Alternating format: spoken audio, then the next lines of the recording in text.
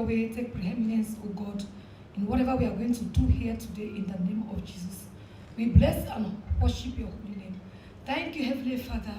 Holy Spirit, our daily bread, and forgive us our trespasses, as we forgive those who trespass against us. And lead us not into temptation, but deliver us from evil. For thine is thy kingdom, the power and the glory, forever and ever.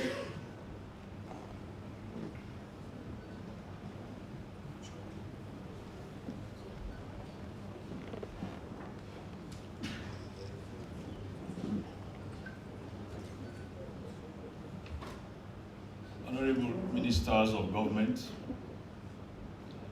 Secretary to the President, Secretary to the Cabinet and Head of the Civil Service, and all protocols observed. Today, I'm going to be brief and succinct in introducing the chairman of this wonderful occasion. We all know that our chairman is a distinguished diplomat known for his contributions to international relations and diplomacy. He has served in various capacities representing his country and promoting bilateral and multilateral cooperations in the global community. Our chairman has also achieved remarkable milestones. He has successfully led various activities that have not only advanced organizational goals, but also fostered collaboration and inclusivity. In his leadership styles, fosters an environment where creativity thrives and individuals feel valued and motivated to contribute their best. This is evident in his resume, where it is stated that he was a researcher, a lecturer at the University of Stockholm in the 1980s. As we move forward, ladies and gentlemen, join me in welcoming the chairman for today's event with the theme, Strategic Roadmap for the Revamp of the Public Service Architecture. He is Ambassador Suleiman Bidarami, with a resounding round of applause.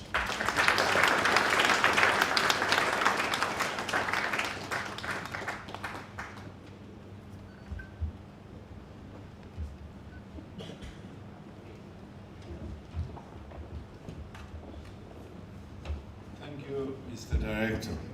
And let me start by apologizing on behalf of the Minister and team for our late start. Exigencies of state duties always do not allow state functionaries where they would wish to appear in time, on time, or in their own time.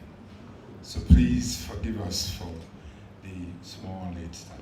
The ministers in the room present and my distinguished colleagues, please allow me to stand on the protocol of the House by recognizing everybody and to continue with my very brief statement for the day.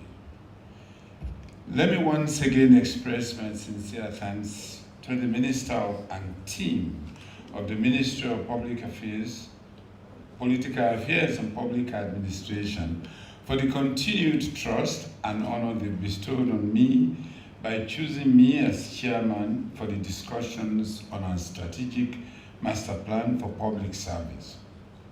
I say our, not because of the fact that I'm a public servant, a retired one at that, but because I have the firm conviction that every well-meaning Sierra Leonean would appreciate and be proud of the shared commitment of our compatriots for the fine efforts they've been putting together in this masterpiece that will positively shape the public service sector in our country.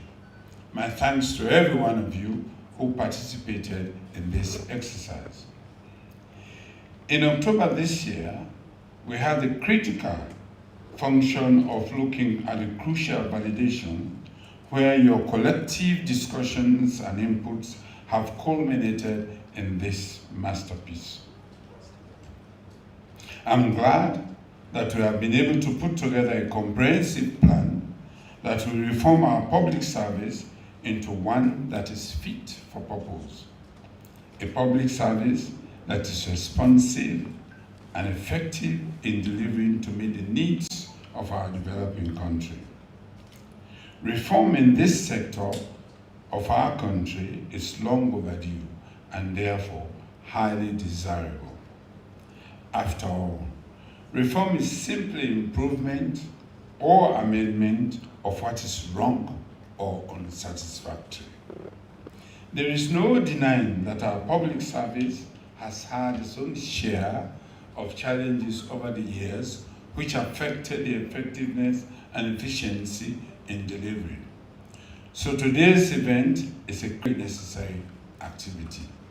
I know people do not agree with civil service being barefoot, but not barefoot all the time. Sunday they can trade for a very long time, but along the line, thinking bend. Therefore, the need for reform. The public service in our country lies at the heart of our national development, which acts as the backbone that supports our aspirations for prosperous and equitable society. These comprehensive citizens by ensuring that all government agencies operate with integrity and genuine dedication to service. This will promote the much desired continued cultural improvement and high performance. I wanted to acknowledge the presence of His Excellency the Vice President, who is here in spirit and who is being here represented by the Minister of State in his office. And as we go along, if he comes in, we'll have to amend the programs. But in this regard, in the absence of the Vice President, we are going to continue the program as is until we get word from his office. I therefore want to thank and appreciate him and his office for their support to this process and for graciously consenting to launch this. This is a manifestation of political leadership in our country, the presence of which underscores the significance of this initiative in our journey towards transformative governance. I want to conclude by thanking all of you for your commitment. I continue seeing the faces of some people I saw the very first time we met.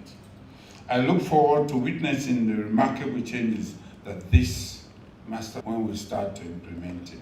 Thank you all very much. With those brief remarks,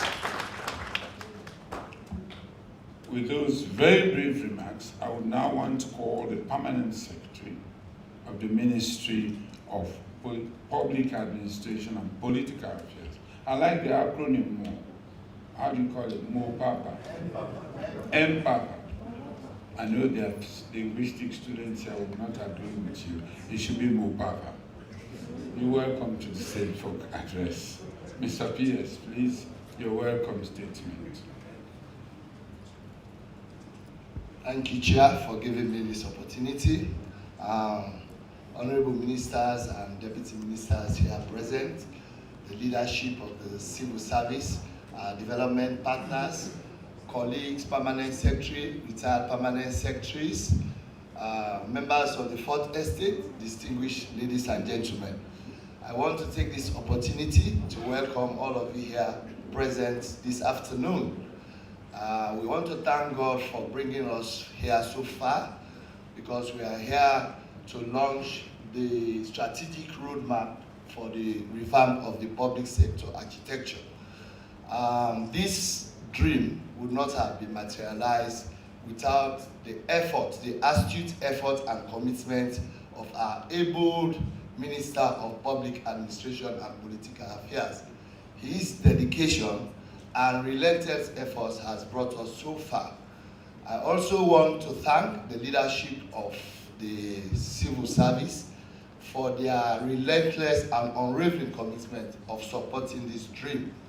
Once again, I want to welcome all participants and have a fruitful deliberation this afternoon. I once more welcome you. Thank you.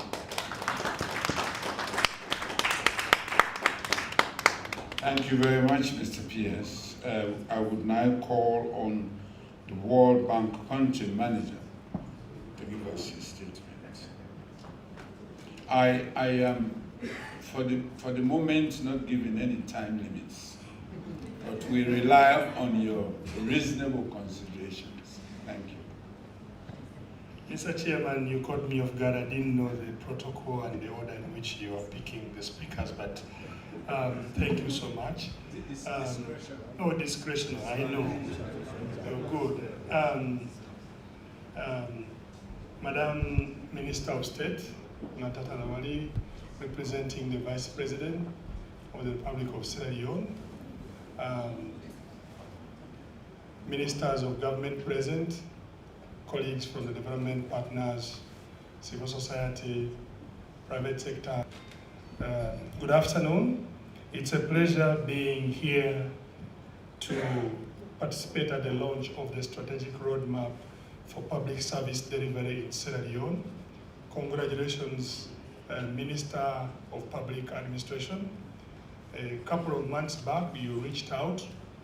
A journey that is not easy, but I would look at 3 key things as you embark on this journey for a strategic roadmap for public service reform.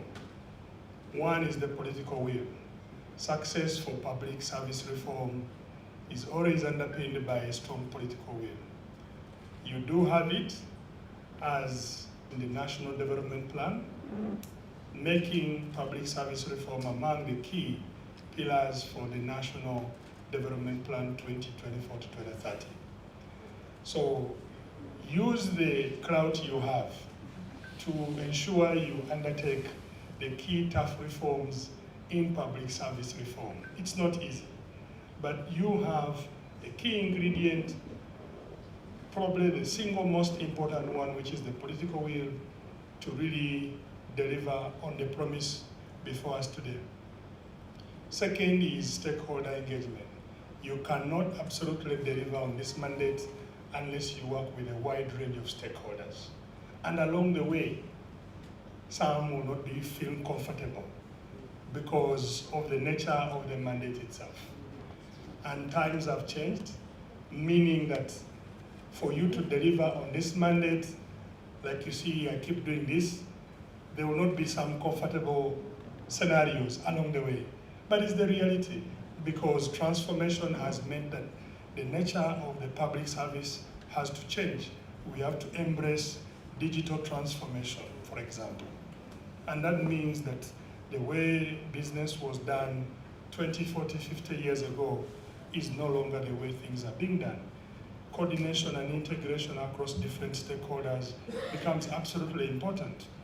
And in one of the key conversations I've had with the minister and his colleagues, just to share 2 concrete examples, you may have read in the newspapers or over the television or in WhatsApp exchanges, oh, but this institution used to be so powerful in the 1960s.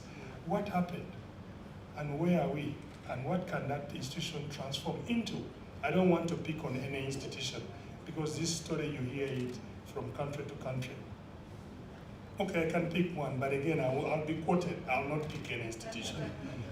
But the reality is that that institution may have been functioning very well in the 1960s, 70s, and so on, but today, for the lack of integration, repurposing things are the way they are today, which means a relook at that institution may require a significant decision at the highest level. And hence, a roadmap of this nature provides that opportunity. And the third final point, Mr. Chairman, is the issue of really trying to look for opportunities for enhancing capacity building. This is continuous. There has to be a deliberate effort to invest in the public service in terms of skills and training, retention of those people, and then opportunities for career growth so that people look at the public service as a place to be. As you grow the pie, meaning the size of the economy in Sierra Leone, there will be opportunities. But certainly, not everyone will find a job in the private sector or in the public sector, where in some countries the public sector becomes the largest employer. So really making sure that there is a constant desire to learn at the individual level. So you challenge yourself from the desk you're sitting, whether you're a school teacher, a health worker, an accountant in the ministry. That's within your confine. But then forgetting about you, your personal desire as an individual, at the institutional level, having structures and procedures to train people. In my few years working in South Asia region, I came across a wide range of systems, but each of those systems taught me one or two things. For example, many of you have studied in India, worked in India, and you have engaged with high-level officials from that subcontinent.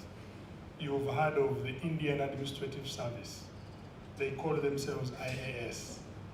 They are trained from the best schools in the world. The government of India and the state government of India invest in them as the best administrative cadres.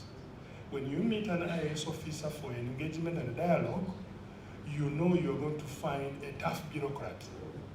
And you better prepare. Because if you're not prepared, then you realize you have no agenda. And then the hierarchical structures. I cannot bypass a director in a ministry simply because I need to go have a discussion with the minister. Because everyone along the chain is empowered and decisions are made at the technical level. Obviously, there are political economic considerations and certain things happen. But I think it has taken decades to see the India Administrative Service reach where they are, whether it is the Sri Lanka Administrative Service, whether it's the Bangladesh Administrative Service or Pakistan. I'm picking on that particular cluster because when you look at them and zoom, they are still a developing country, they are still developing nations in that region, but there are many innovations that have happened over the years to transform the public service. You could learn, whether it is in performance management, whether it is public financial management, whether it is in the whole range of human resource management, and so on and so forth. And not forgetting structures and systems to fight corruption and so on. But I think elements of that, I see them here. I've had a chance to look at the roadmap, and the only thing, Honorable Minister and Madam Minister of State, what I can say is to see to it that we all pull our efforts together. Different stakeholders, whether it is World Bank, UN, EU, and so on, together with the partners across the country, we focus on one thing: how do we pull together in one direction to support implementation? The long journey will start with a single step, and I think the minister and the team are really embarking on this, and congratulations to the government. I'll stop there. Thank you. Thank you, my good friend. It's now my honor to humbly ask the United Nations Resident Coordinator in Sierra Leone to make her statement.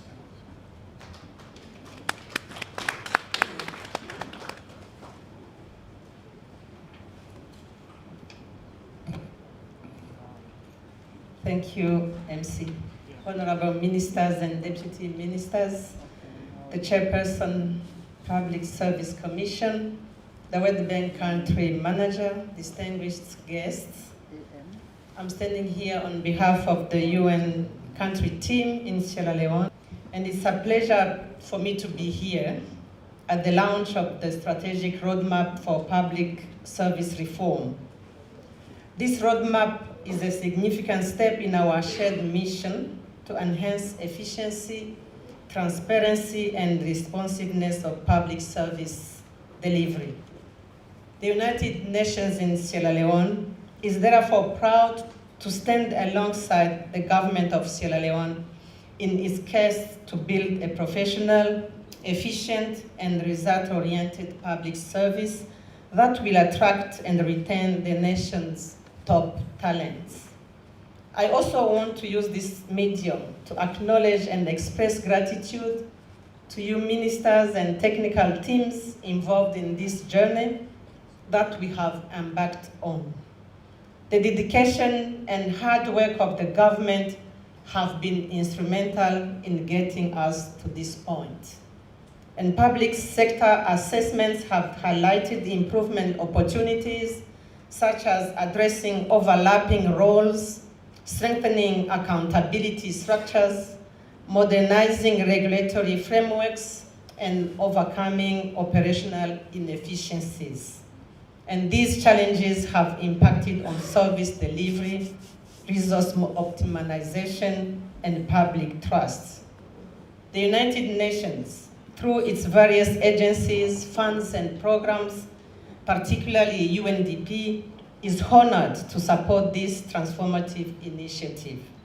We understand that the success of this plan depends on the joint efforts of all stakeholders, including government bodies, civil society, private sector, and international partners. To this end, this strategic roadmap marks a crucial step forward in addressing the issues already outlined. It only identifies these challenges, but it also provides a clear path to overcoming them. Furthermore, it lays a strong foundation for streamlining the functions and mandates of various government departments, fostering greater accountability and transparency, and ultimately improving service delivery. This is a cause for optimism and hope for a better future.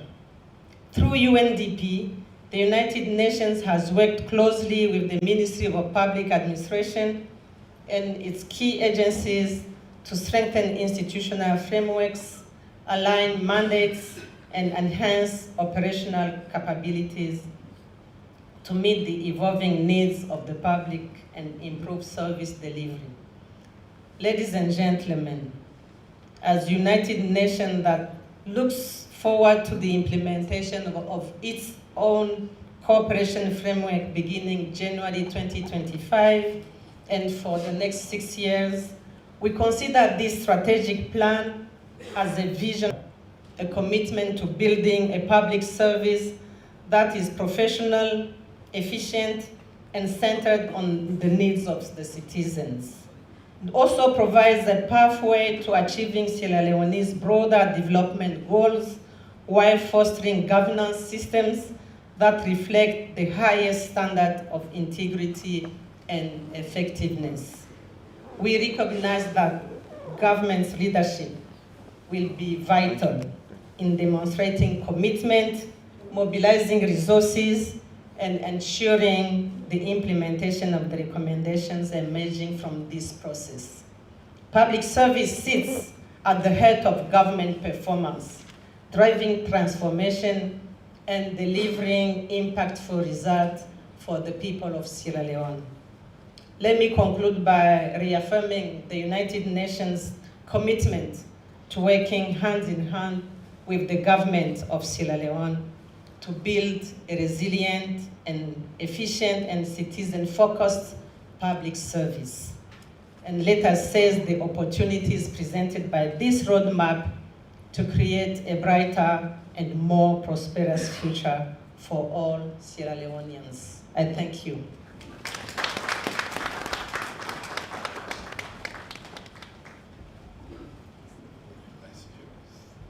Thank you very much, Madam. Let me invite the Chairman of the Public Service Commission, Alhaj Keuba.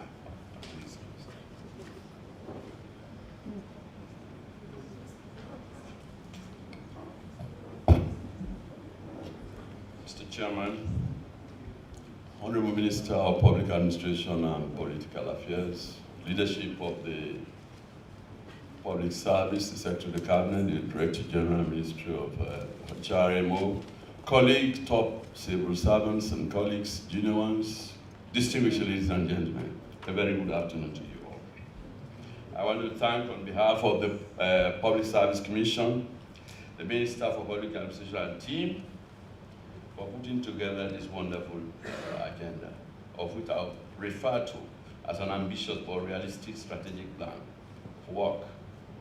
The aspiration of the strategic plan sits well with government's public sector reform program that aims at revamping the public service architecture to ensure the delivery of services of a high standard to the people of Sierra Leone in achieving the goals set out in the government development agenda requires a capable and service-oriented public service.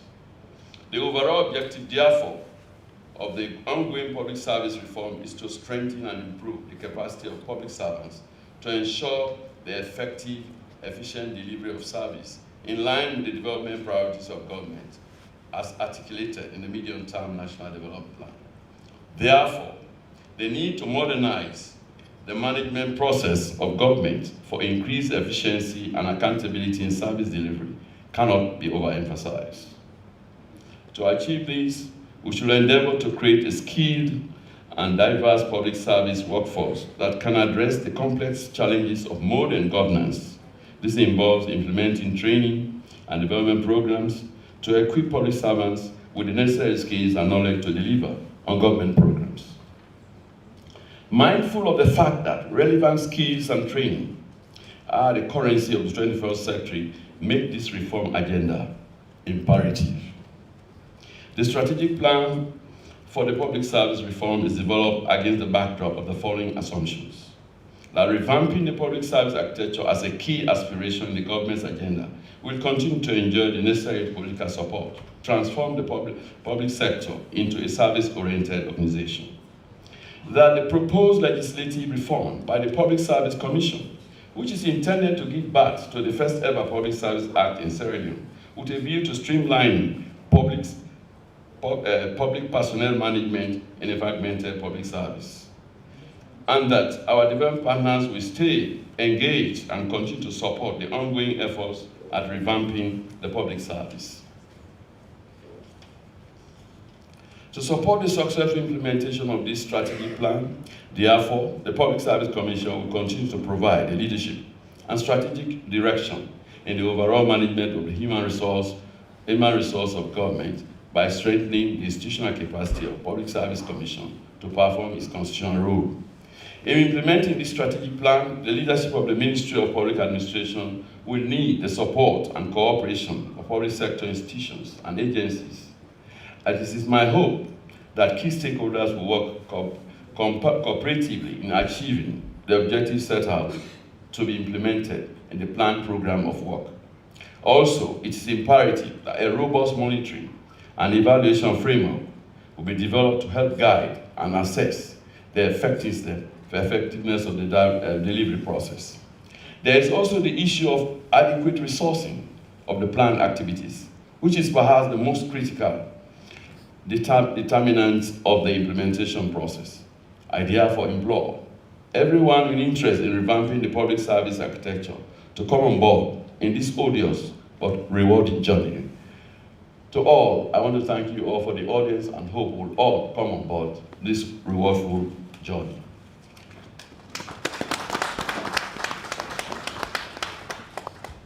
Thank you, Mr. Chairman of the Public Service Commission. I think I saw the Development Secretary. Very timely. You will now deliver a statement on behalf of the Minister of Planning and Economic Development. Welcome to you.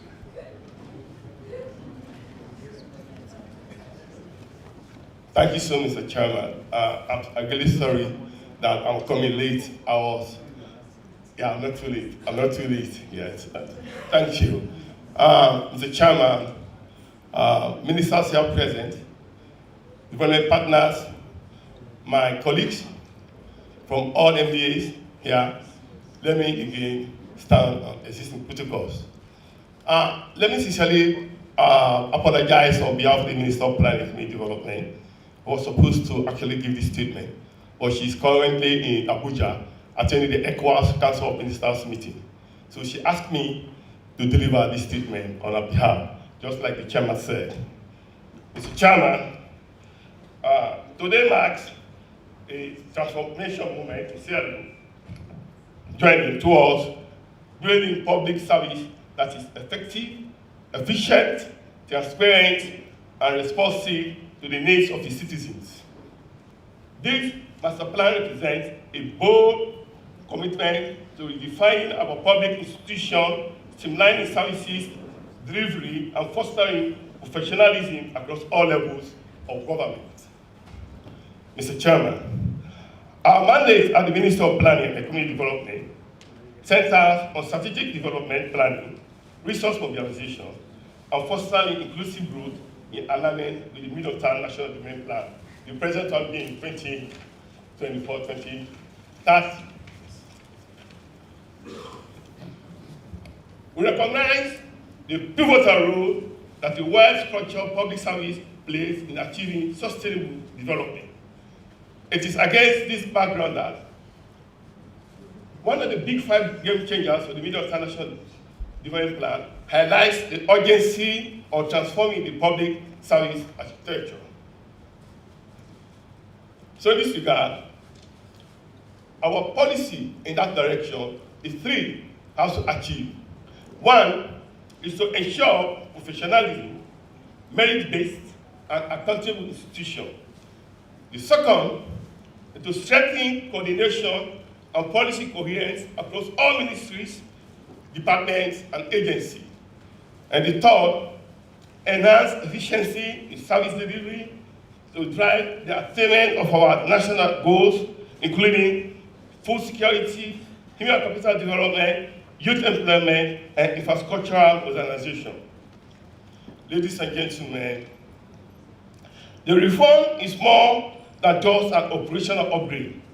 It's a vision for a modernized, capable, and inclusive public service.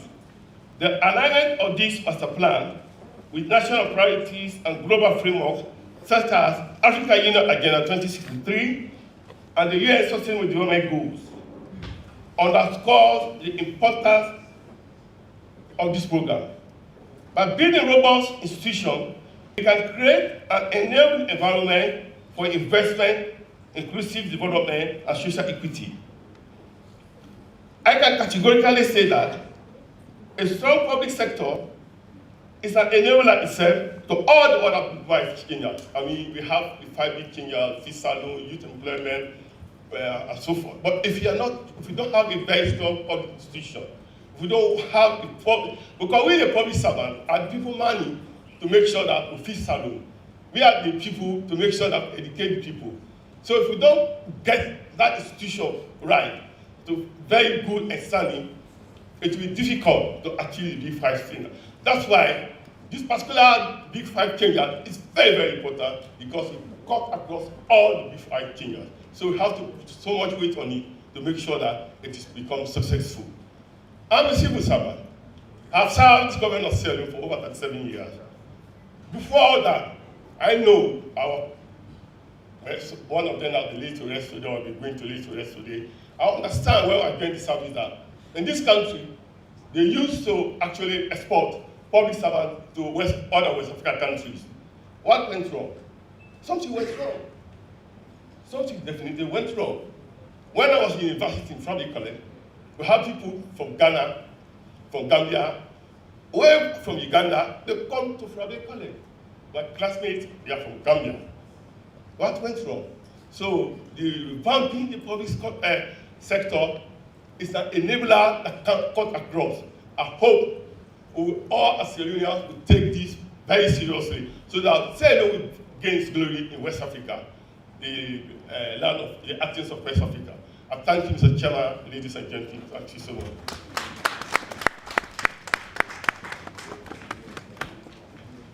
When you make references to past things, it makes people like us look very old when we join the service. Anyway, thank you for reminding us, and I hope it's a good reminder that we use as the fear to push everybody to ensure that this master plan comes into effective practice. I was going to ask if there was a representative for the Minister of Finance. I didn't see, I think I saw the financial sector on television 2 minutes ago. And of course, naturally, the minister is out of country. In this regard, therefore, I would want us to listen to the Minister of Public Administration and Political Affairs for what he said. Let us give him an applause.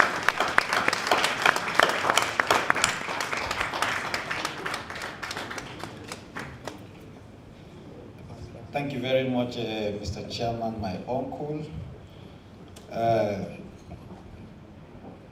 Mr. Chairman, colleague ministers present here, leadership of the public service, my development partners who have been with me all through this journey,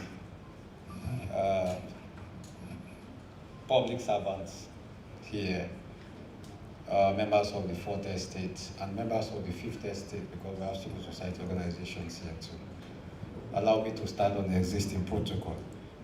I have deliberately decided not to prepare a speech and not to say much here today, because today, for me, is a day of acknowledgement, saying thank you for those people who have committed themselves to support, not me, but to support what we are going to launch here today. It has been a long journey. As an individual, coming from the field of agriculture to the field of research, then brought to the field of politics, and now into the field of public administration. When I got the announcement that I've been appointed as the Minister of Public Administration, I asked myself, how am I going to do that transition? You know, on 4 occasions I've transited, you know, across the professional space. But I think the support of the leadership of the public service have been able to wiggle my way. And let me start by thanking them. I have them here, Mr. Joe Smiler, the Cabinet Secretary and the Head of the Civil Service. We have the Director General of the Human Resource Management Office, Mr. Ansu Toka. We have Mr. Kalilu Oba, who is the Chairman of the Public Service Commission. The young and dynamic Director of the Public Sector Reform Unit, Mr. Suleiman Musa, and the Secretary to the Vice President, Mr. Baba Fortune, and the previous one, Dr. Sandy, and now Dr. Emmanuel Gaima. And let me single-handedly thank Ambassador Sule Darami, who sort of unofficially to me so that we can go through this journey. It has not been an easy one, you know, but we have been able to be, and I want to say thank you very much to all of you for your support, for your mentorship, and for giving me the opportunity to work with you to where we are today. Let me also take this opportunity to thank the United Nations Development Program. From the onset, when I met with them, I laid my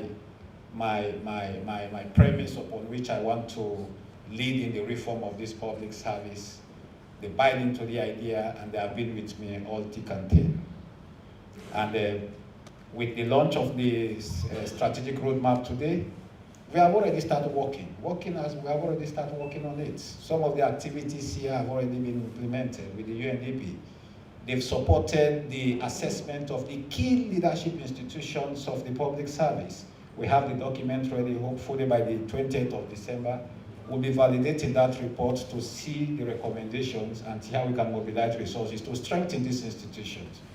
Because for us to go into the implementation, let's look at the low-hanging fruit. First, set the leadership institutions, the Public Service Commission, the HRMO, the PSI, the ministry itself.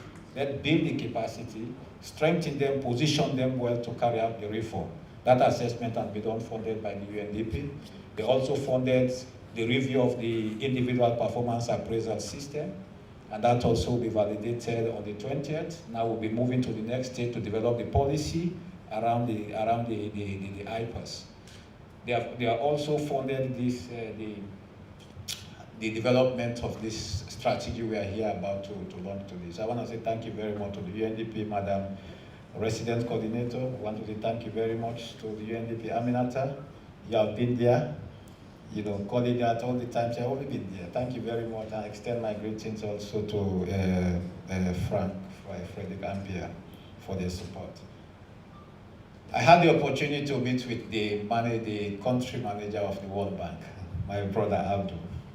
You know, we have been on the phone several times, and he invited me for a breakfast somewhere along hill stations, and we sat. And he said, Mr. Minister, you have explained so much. He says, an ambitious project. And he has expressed that right in front of here today, exactly what he told me that day. That is not going to be an easy one, there's going to be resistance, there's going to be empires that have been developed, you need to dismantle. Not that people change itself is difficult. Moving people from one state to another, whether they are used to what they are doing now is difficult. So you have to be patient. And Abu, we are here today. And he connected me to the World Bank team worldwide. We had a meeting, and they assured me that they are going to be it. They supported the technical support. We are with the director of PSRU and the team, and today we have the strategic plan. Thank you very much, Abu, and extend my thanks to the World Bank team. And we are looking for the next stage. How do we go in the implementation of this program? The Ministry of Public Administration and Political Affairs has transited from the Ministry of Political and Public Affairs to now what we have as the Ministry of Public Administration and Political Affairs. Just imagine you have young dynamic guys who have been used to a system. When we came in 2018, there was nothing to write home about that ministry. It was just like a ministry, the extension of another political party's office. Nobody wants to do business with that ministry. Nobody absolutely wants to do business with us. But today, that ministry is seated as one of the biggest ministries in this country. We should be proud of yourself. Be proud of yourself. All staff of the Ministry of Public Administration. Be proud of yourself of what you have done and how you have, positioned yourself to transition yourself from where we are today. I want to say thank you very much to all of you, my permanent secretary, right up to the different directors, and all of you who have committed yourself to make us here we are today. And all the supporting institutions. I want to say thank you very much, the NCD, the APRM, all of them are very supportive. We are here today to launch this ambitious document. This document is not going to be implemented by the Ministry of Public Administration and Political Affairs. Rather, we are going to play the coordinating role. We are going to mobilize the resources. We are going to coordinate. We are going to make sure that what is in this document is being in the institution that have been named as the implementing institutions. And I think we don't need to re-emphasize the need why we need this reform in this country. I was in Uganda with the head of the leadership. We had the opportunity to dine with some deputy secretaries from Uganda. When we are going out, even the vehicles, deputy secretaries, not permanent secretaries, deputy secretaries, the vehicles, the kind of clout around them, the authority they carry, and the responsibility on their shoulder tells you that these guys are serious. Not that we are not serious, but something has gone wrong somewhere. Something has gone wrong somewhere. And the reason being, we have survived an 18 years one-party state that has its own impact on the public service. A 10-year rebel war, the most brutal war fight in the history of Africa, it has its impact on the public service. 5 democratic elections have been done in this country. Each of those governments has their own impact in the public service. 2 changes of government from the incumbent to the opposition. Each of those changes had their own effect on the public service. And today we are here. The president has saw it fit to river. And this is informed of what is happening across Africa, the constitutional change of government in Africa. It's been driven by the fact that governments in Africa have not been able to deliver the services required for the people. So the people rose in anger, they protest, then the military guys are always there to take advantage and opportunity to take proper power. And we have seen it across the African, even Sahel, the Sahel countries. So seriously, this is an opportunity. The only country in Africa with a Ministry of Public Administration exclusively, with an exclusive mandate to reform. There are a lot of countries with Ministry of Public Administration, Ministry of Public Service, but their responsibility is to regulate. the public service. Sierra Leone is the only country with an exclusive mandate to reform the public service. I think we should be proud of ourselves and take this responsibility alongside. I don't know much. I'm just the driver. But we have the leadership here. They have the institutional memory. They have the capacity. They have the mentorship qualities. And I think we need to support each other. We need to make the change in this country. If we don't make the change, there is no other Sierra Leone. This is the Sierra Leone we have. Even if you fly to go to America, at the age of 60, is my sister here? At the age of 60, you start packing your bag to come back home. Let us don't make Sierra Leone as a graveyard. Let's make Sierra Leone, with its 62% youthful population and about 51% women, let's make it the land that we love, Sierra Leone. Thank you very much and welcome.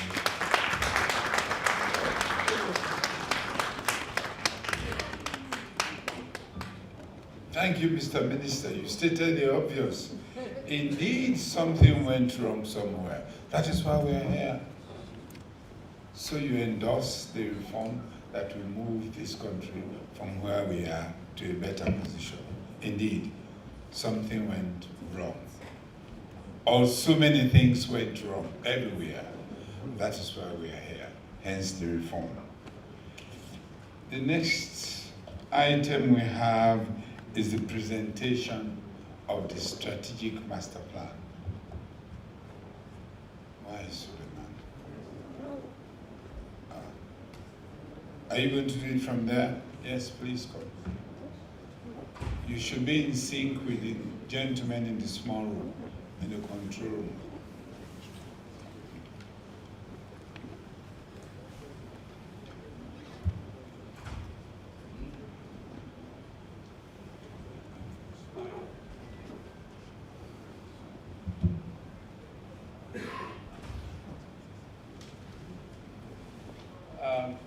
Good afternoon, ladies and gentlemen, honorable members, esteemed guests. I'm pleased to present a comprehensive strategic roadmap for the public service reform aimed at enhancing efficiency, effectiveness, and accountability in our public service. Today, ladies and gentlemen, we embark on a critical journey to transform our public service, fostering a culture of excellence, transparency, and citizen-centric. This roadmap outlines our vision, objectives, and actionable strategies. Ladies and gentlemen, we've come far. And as the minister highlighted, we have been able to work with key institutions to help us to have a clear layer of what this strategy should look like. And we want to commend the efforts and contributions of the World Bank, the technical team of World Bank, who are with us to help us actually have the layout that we are having today. So, ladies and gentlemen, in this strategic plan, you will find 4 sections. Section 1 speaks about introduction, an overview of the public sector transformative strategy itself. Section 2, we talk about the strategic orientation and the rationale, looking at our guiding principles, the scope, the methodology, and then the objectives. Section 3, which is critical, ladies and gentlemen, looked at the situational analysis. It also looked at the state of the public sector now. And then we looked at the inherent weaknesses from previous reforms and the lessons we've learned in the past. Section 4 now brings us to our policy targets, our implementation matrix, implementation arrangement with critical players within the reform agenda, and then establishment of reform committees, then the M&E, reporting and learning, then the methodology that we'll use in the M&E reporting, and the end process of this report.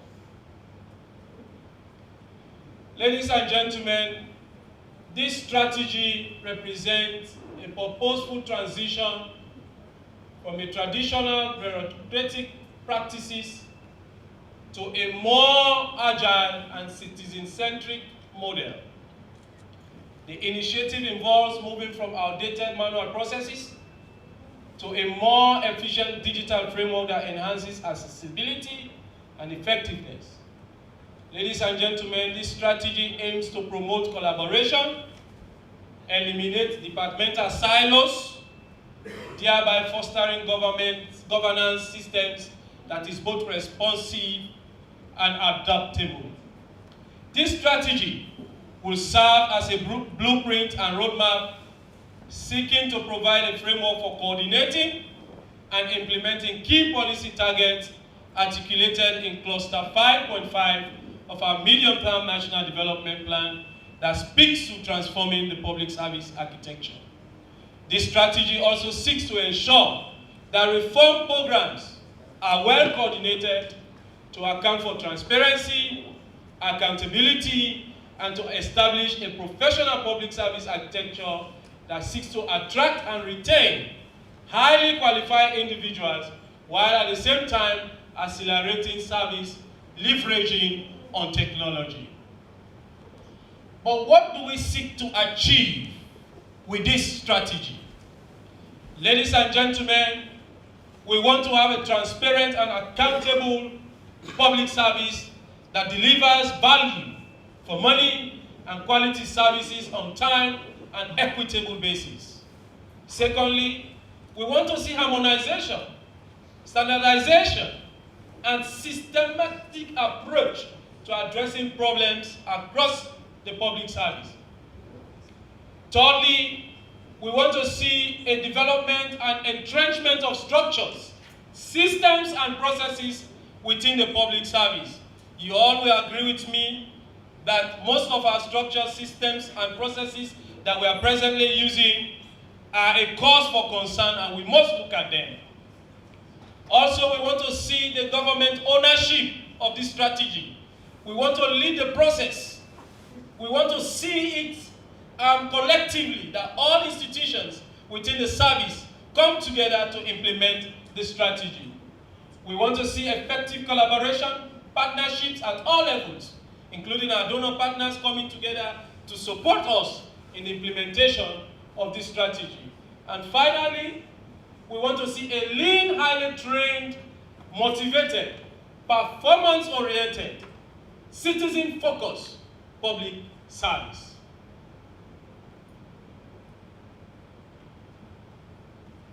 We have looked at what we used to have in the past. We've looked at documents that we've developed to help us in implementing public service programs. And we've been able to learn from some of those critical documents that help us after the war to transform the public service and the many reforms that have taken place within the civil and public service. To mention some of the successes, the things that have worked well, we were able to catalog them, and also the things that have not worked well. So for this purpose, ladies and gentlemen, we think decentralization has improved service delivery, particularly in rural areas. Establishing of the Anti-Corruption Commission, strengthening its laws to prosecute highly profile corrupt individuals, also we think is something that has worked well. Strengthening public financial management, introduction of the IFMI system, we believe is one reform that has worked very well for us as a country, that has enhanced our management accountability and monitoring of public finances. Introduction of the merit-based recruitment and promotions in the civil service and the establishment of HRMO is one key success stories that we are proud to showcase. And also promoting gender equality and social inclusion have led to increase in women's participation in leadership and decision-making positions, improved access to public services for vulnerable groups. But what has not worked well, ladies and gentlemen? And this forms the basis for this strategic plan or the roadmap that we are about to launch today. What we have learned that weak institutional capacity to implement and manage reforms initiatives, especially at local levels, including human and financial resources, it's weakened. Senior officials and political elites with vested interest have actively resisted reforms to increase transparency and accountability, especially in procurement. Failure to link performance to rewards and sanctions have demotivated civil servants, leading to inefficiencies in public service delivery and inconsistencies in the implementation of reforms. These are inherent weaknesses. Political interference, corruption, inadequate resources hinders institutions' ability to carry out their functions effectively. This has led to the lack of public confidence and trust in the judiciary systems and the rule of law. Number 5, fragmented and uncoordinated reforms, efforts across different sectors, ministries, as many public sector reforms have been driven by donor priorities rather than coherent national strategy. This we have seen across all of the sectors. Many institutions are doing what they think is right for them. Monies are being funding are being given to them, doing what is not in line with our strategic priorities as a government. And finally, political interference in public sector appointments and decision-making processes has significantly undermined the reforms, coupled with a lack of sustained political leadership, which has left many reform initiatives incomplete and poorly implemented. There are many of them who wrote some nice strategies, documents, they're on the shelves. We cannot implement them. These are some of the challenges that we have faced. Now, what are the inherent weaknesses and in the reform approach? There are 2 areas that we looked at here. We looked at the sectorial and we looked at some of the issues that the management and functional reviews have highlighted for us in the past, because we have worked with many institutions to conduct management and functional reviews. One of the inherent sectorial issues is that the lack of political will to implement and sustain reforms is a critical challenge. Secondly, over-centralization of services and key institutions in Freetown. If you want to have some key services in Freetown, key services now, it's only in Freetown that you can have some of these key services. If you move away from Freetown and go to some of these provinces, we have challenges. Strong resistance to reform by public or civil servants. Over the years, we've seen very nice reforms, but there has been resistance. Government's overall policy-making structures riddled with confusion, weak accountability, poor monitoring due to lack of strategic coherence. Fragmented approach to government portfolios, which fail to account for the independence of MDAs. This is another critical challenge within the sector level. Then, amongst all of these, we have seen one of the impediments to reforms is the fact that we have outdated regulatory frameworks under which many MDAs are operating or commissioned. These frameworks fail to provide contemporary government structures, and many MDAs adapted or ignored regulations to suit their narrow interests, leading to operational challenges. Now, if you look at what the management and functional reviews are showcasing, it says there are many institutions within government with duplicated functions, structures across. We have seen outdated practices and resource shortages. Government ministries often exhibit convoluted and inconsistent structures that lead to confusion over authority. We have seen these are not clearly aligned. This results in duplicated responsibilities, unclear operational boundaries, and overly complex primary assignments which hinder effective governance. Institutional weaknesses, particularly in the duplication of resources, duplication of functions, tax inefficiencies, skills, and inefficient management practices. These are all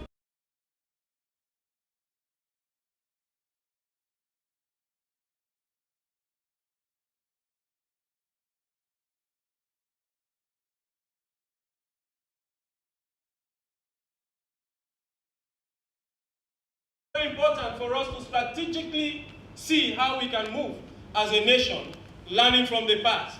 So on that note, ladies and gentlemen, and in line with the medium-term national development plan, the ministry sat together with its partners to look at what should be our strategic focus.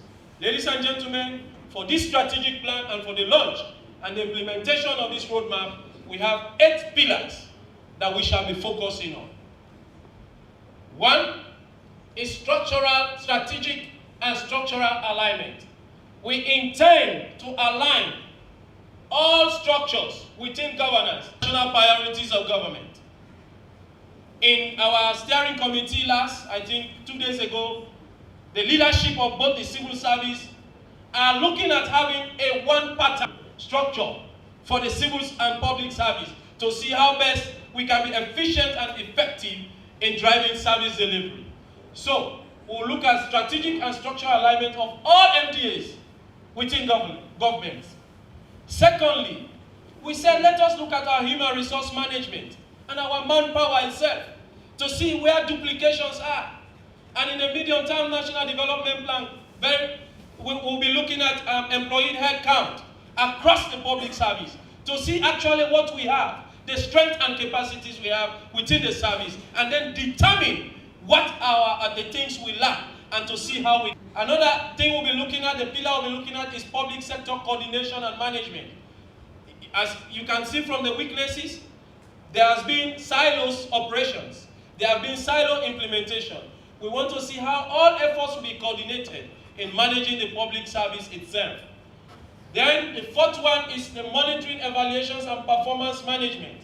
In all of this, we have to see how the performance of people will be managed. Appraisal systems, contracts, performance contracts being put in place, reward systems. All of this should come into performance management for effective service delivery. And then the number 5 is setting all of these. Without the right pay, without incentives, people will be demotivated. We have seen in this country, our partners seated here, where we have distortion in the wage structure. We have people who graduated the same year. They are the same grade levels. One is working at the Ministry of Finance, another in the Ministry of Agriculture. You will see the distortion in salaries of those 2 people. And when they meet socially, you can see how one will be on top of the other. But yet they went to the same school, they have the same degrees. But opportunities show forth, and one is having a hectic salary. So there are distortions in us. We need to look at them. Thank God we have the Wages and Compensation Commission that has been created by the government to look at wage structures and to see how we harmonize them. So that this strategy will be focusing and looking at the pay and incentive of all public servants within this country. Number 6, we want to look at e-governance. The government is spending a lot of money on paper. Everything we do, we have to bring papers. Our systems and delivery within the public service of Sierra Leone. I traveled with the leadership of the public service. At some point, we went to Zambia. In Zambia, 53 countries across Africa gathered, and they were showcasing their e-governance system. And we were called upon as a nation to tell them where we are, where we are with e-governance. It was a shock. I think my minister was not there. I think when he saw the agenda, he took leave because he was to present. The minister left me there to present the e-governance. I was so smart to tell them we are in progress. In progress at least. So that's where we are. So we actually want to look at this and to see how we streamline with the rest of the world in terms of ICT and e-governance. And also we want to look at gender and social inclusion. I see the Minister of State is a pioneer. She was one of the pioneers of this, and she's here. We want to see how the 30% that they have spoken about, that within the public service, women are actually around the table. Funnily, yesterday or 2 days ago, we had a leadership meeting. And my boss, Mr. Smiler, was like, I think you observed around the table there were only men. And the secretary to president said, Mr. Smiler, we need to do something. This thing is not, we need to do something. So this is what we want to do, gender and social inclusion. We want to give space to women. We don't want to put it in a GUI act. We want to implement it and ensure women around the table. So this particular document will ensure that whatever we do, in fact, in the employee headcount, we want to see really how many women are in actually critical positions. Then we can bring a roadmap as to how we implement the GUI in the public service. Then, finally, we look at communications and citizens' engagement. We want to engage the citizens. We want to tell them about the reforms that are taking place. And we want to bring them part of this process. So, ladies and gentlemen, these are the 8 pillars that have been captured in this roadmap to transform the public service architecture. Somebody may ask, in the midst of all the critical players, what will the ministry be doing? How are we going to implement this? Ladies and gentlemen, there is a clear implementation plan or implementation arrangement for this particular plan. We have interagency coordination, we have communication, we have collaboration of critical players, and how all these players administratively, the governance structure has been set, and how it triggers down, and how this implementation will go seamlessly. But importantly, ladies and gentlemen, you may have to see all the critical players that are part of this reform agenda. We have the ministry that has been charged with the responsibility. We have the Public Sector Reform, Human Resource Management Office, the Public Service Commission, the Ministry of Finance, we have the Cabinet Secretariat, and we have the Wages and Compensation Commission. These are the critical players within this reform agenda. And this is what exactly we shall be doing as part of implementing this strategy moving forward for the next 5 years. And now, if you look into this particular strategy, you will see the role of all of the players. What will they be doing? Because what we want to avoid is that duplication of people don't know what they'll be implementing. So it's clear in this strategy as to what all the players should be doing. All the agencies, their clear implementation plans have been articulated and highlighted. So now, establishment of the reform committees will help us to understand how this implementation should go. And there are interagencies, intergovernmental, and all the rest, and technical working groups. These have all been established, terms of reference are clear, and people should know the compositions have been constituted, and they all will be working to see how best this particular roadmap will be implemented in the next 5 years. The monitoring and evaluation systems have been set out clearly as to how we monitor this reform, start point, midterm, and the final evaluation of this particular document. Ladies and gentlemen, this is the M&E framework, the M&E reporting, how it should be going. It's there in the report, it is detailed. So we have captured every single aspect of program implementation in this report. And we want to see the final end product and the implementation of this particular report. Ladies and gentlemen, what we don't have at this moment, I can say, we have a plan, we have a document. What is missing is the money to implement this document.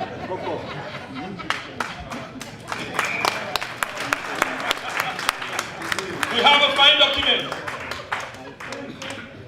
Madam Country Representative Man, we have a fine document. UNDP, we have a very good document. Our donor partners, we have a good document. Ministry of Finance, Ministry of Planning, we have a good document. But what we lack is the finance.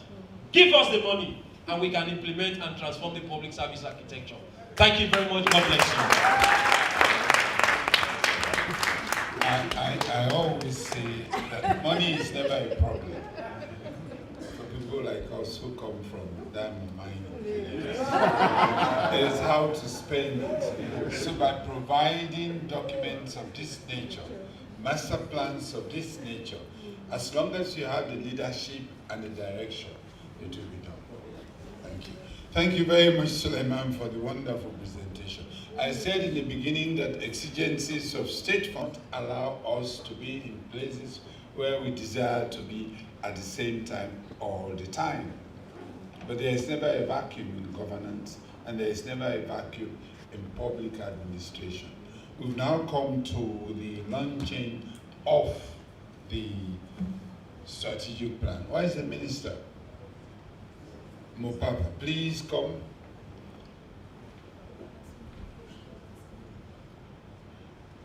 we guarantee that His Excellency is not coming. So can you move to the podium, and I would respectfully invite the Minister of State in the office of the Vice President. Yes, please, you are going to be honorably handed the documents from the responsible ministry. And you are at liberty, Madam, please, to say a few words before you launch the documents. Please give them a big hand. Give the minister who is consented to launch the documents on behalf of the Vice President of the Republic. Mr. Minister, can you officially hand over the document to the office of the Vice President in the person of the Minister of State in the office of the Vice, and say something we can hear?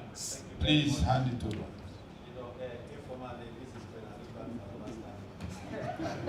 And both of them, one is my niece and the other is my nephew.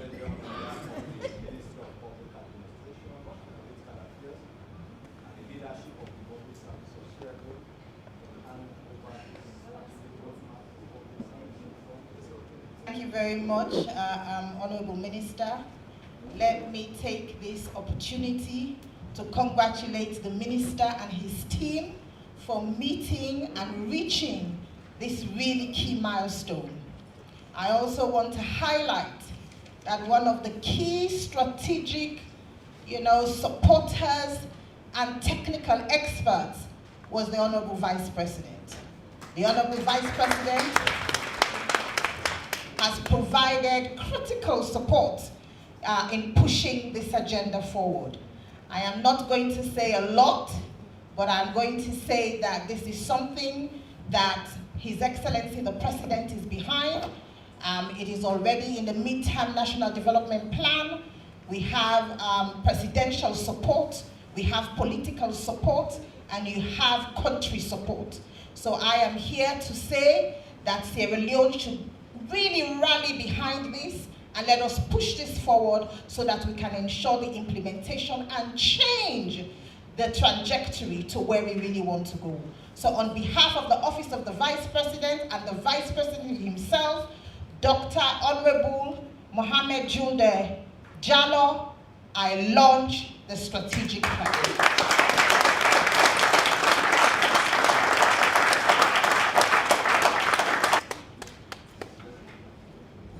Please, let's give the lady a bigger hand. Thank you, Madam Minister. And the strategic plan for Sierra Leone Public Service has now been officially launched.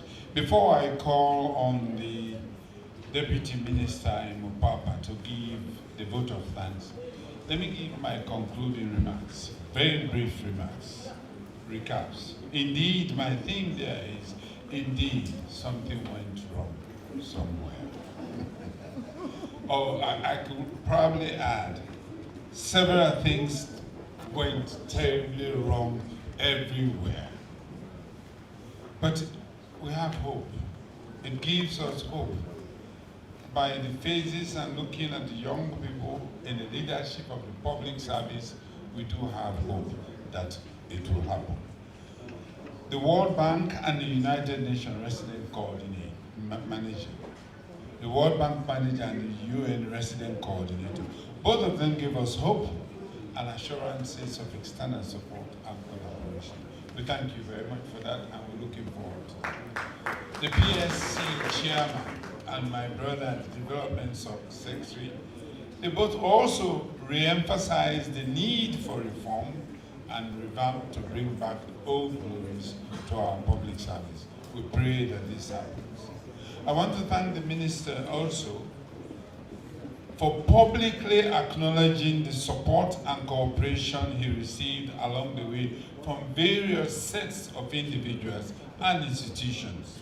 You know, Minamaraka, they say, I really appreciate the fact that you acknowledge what everybody did on your journey to get this.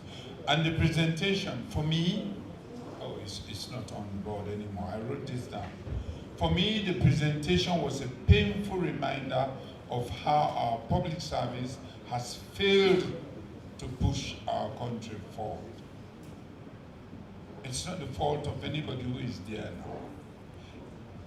I said in the beginning when we were in the validation program that too much bad water had gone under the bridge during the process since 1961 to date.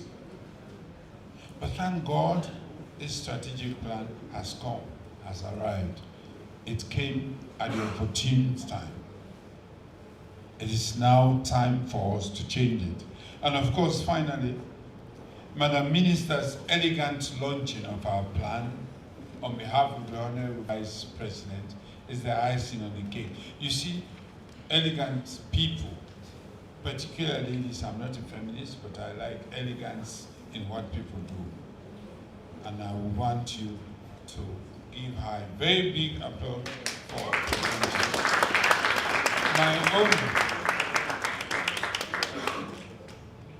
my own takeaway, personal takeaway, are two things. Firstly, of all the presentation today, I've learned 4 vocabularies or adjectives, as people in English would say. 1, effective. 2, efficient. 3, transparent. And 4, citizen-centric.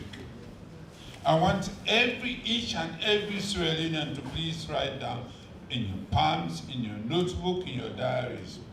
This is how we are going to be able to judge our public service from today.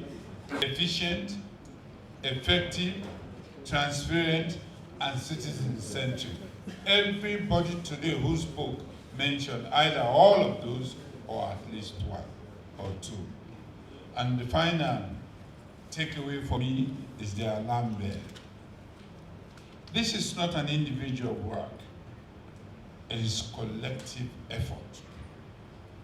Then the man where they take the sanitary work, Nambuk Fields, the district officer in Kailam, the Director General of HMRO or HRMO, the chairperson of the commissions, everybody.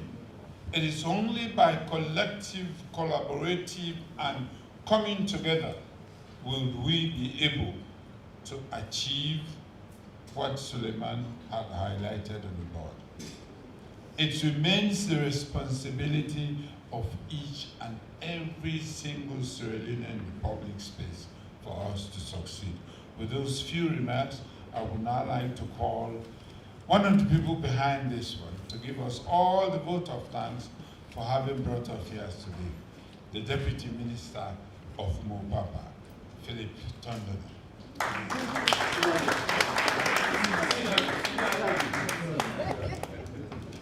To align the synergy. Good afternoon all. Like the Bible says, ashes of war, there will be citadels of hope.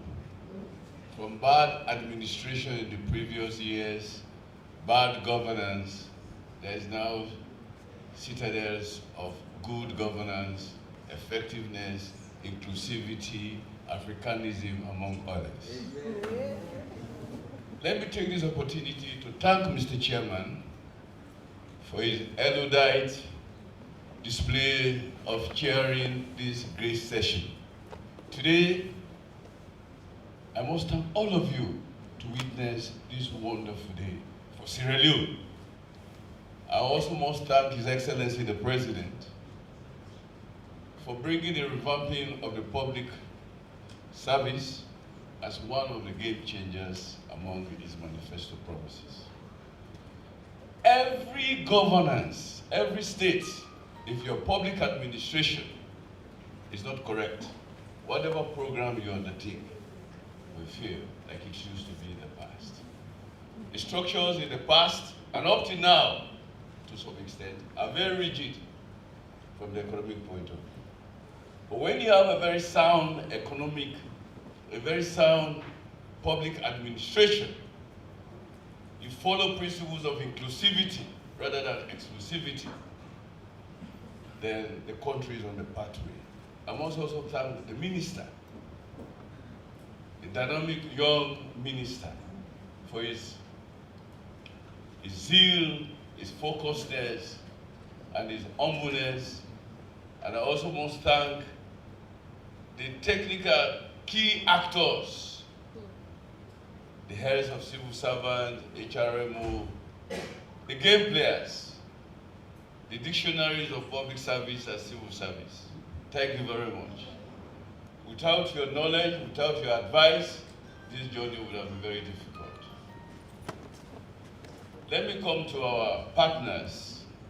On a special note, I want to thank the resident coordinator for UN for our courage and support, and your team.